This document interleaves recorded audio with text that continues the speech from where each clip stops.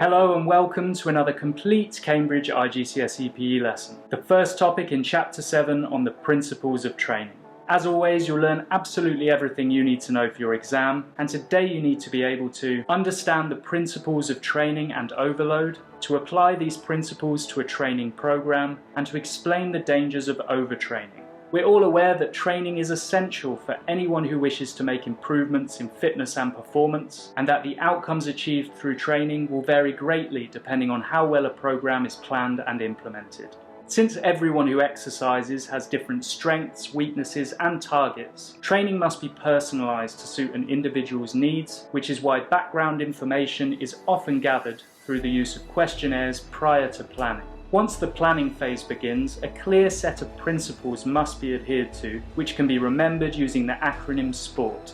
The S stands for Specificity, and simply means that training must focus on the specific components of fitness and muscle groups required by the individual doing the training. For example, sprinters rely heavily on speed and power to be successful, and should therefore use training methods that lead to improvements in these components. Cyclists, on the other hand, should focus on lower body muscle groups such as the gastrocnemius, quadriceps and hamstrings, as these muscles will dictate how much force they can apply to the pedals. P stands for progression, which occurs when the body adapts to the training demands and moves to a new level of fitness. This tends to occur quickly in people who are just starting out, but slows down significantly at higher levels of fitness. In order to achieve progression over time, we must apply the principle of overload.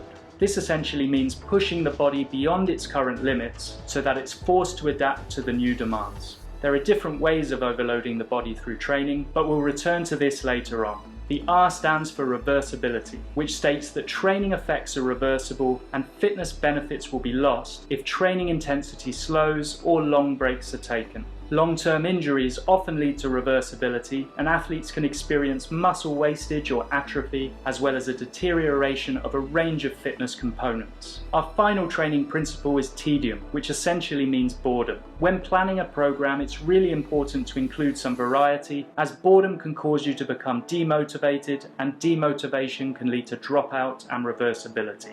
Now let's return to overload and take a look at the different ways in which overload can be achieved through training. Remember, if we want to progress, we need to overload the body by increasing the amount of work we do over time. There are 4 main principles to learn here, but you can use the acronym FITT to help you remember.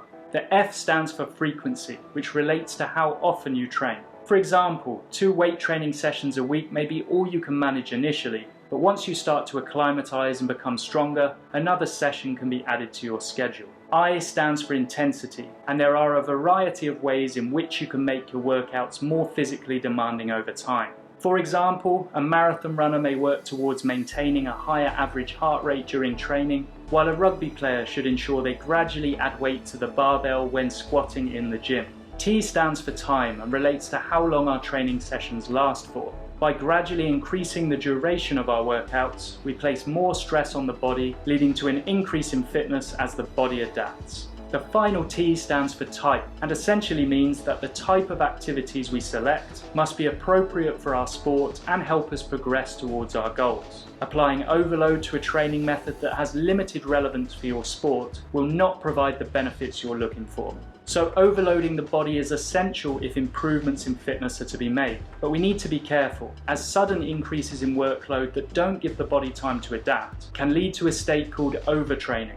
Overtraining is defined as excessive exercise that gives the body more work or stress than it can handle, and often results in overuse injury or excessive fatigue. This would of course affect our ability to train effectively, leading to reversibility and a loss of fitness. Now that you've covered everything you need to know, all that remains is to apply the 5 principles of training to a fitness program. Pause the video now, take a couple of minutes to review the program, and see if you can identify how each principle has been applied. Specificity has been applied here, as the activities selected are specific to the activity and the training aim.